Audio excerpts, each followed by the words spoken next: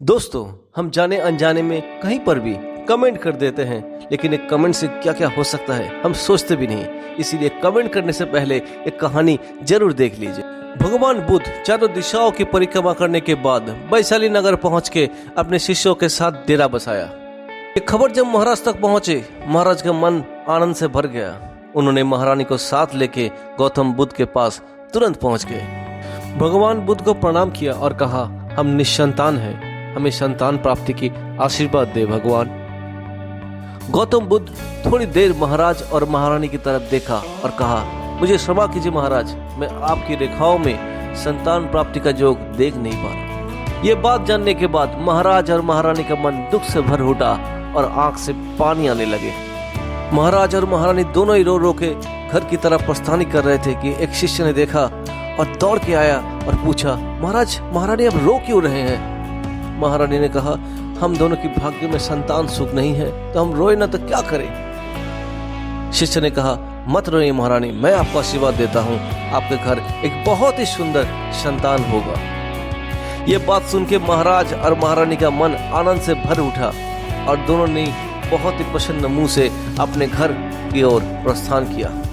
इधर ये बात जब गौतम बुद्ध को पता चला तो बुद्ध चिंता में पड़ गए और शिष्य से पूछा, ये तुमने क्या कर दिया?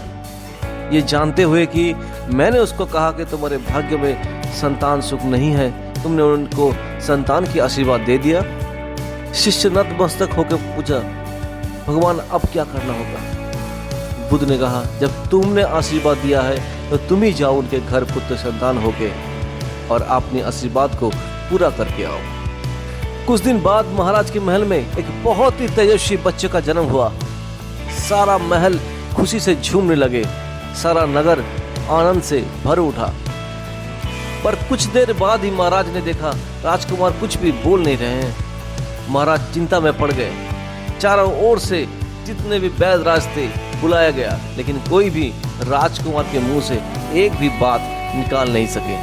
राजकुमार धीरे धीरे बड़े हो रहे थे। इधर महाराज भी कोशिश कर रहे थे कि राजकुमार कुछ तो बोले, लेकिन महाराज की सारी प्रचेष्टाएं व्यर्थ हुई। एक दिन महाराज के कुछ सिपाही राजकुमार को साथ लेके जंगल गए शिकार के लिए। सेनापति अपने धनुष से बाण लगाया और एक पंछी की ओर देख रहे थे। जहां पंछी आवाज किया और उनका धनुष से बाण निकली और पंछी वहीं मर गया। और राजकुमार बोल उठे, बोलोगे तो मरोगे। सब हैरान हो गए। राजकुमार बोल उठे, बोलोगे तो मरोगे। सारे सिपाही दौड़ के राजमहल पहुंचे और महाराज को खबर दी। महाराज, राजकुमार बोल उठे। ये बात सुन के महाराज के मन फिर से खुशी से भर उठा। महाराज राजकुमार के पास आया और कहा, कुछ तो कहो राजकुमार, मेरे कान तरस गए हैं तुम्हारे बात सुनने के लिए। राजकुमार चुपचाप रहे। महाराज फिर से कहा, राजकुमार कुछ तो बोलो।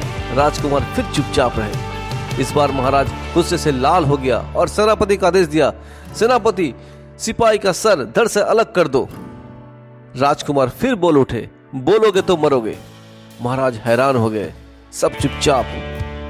राजकुमार फिर बोला, बोलोगे तो मरोगे। राजकुमार फिर से बोलने लगे, याद है महाराज उस शिष्य को जिसने आपको संतान प्राप्ति की आशीर्वाद दिया था? मैं वही शिष्य हूँ और आज आपके घर अपने ही बताई हुई आशीर्वाद को पूरा कर रहा हूँ। मेरा आशीर्वाद पूरा हुआ, अब मैं जा रहा हूँ। ये कहते हुए राजकुमार महाराज के घर से चले गए। दोस्तों, कमेंट हमेशा सोच समझ के करना चाहिए, कारण जो आपके मन में आएगा वही अगर आप कहने लगे तो जो आपको सुनने में अच्छा नहीं लगेगा, अंत में वही आपको सुनना पड़ेगा। इसीलिए खामोशी से मेहनत करते जाइए। Let your success make the noise.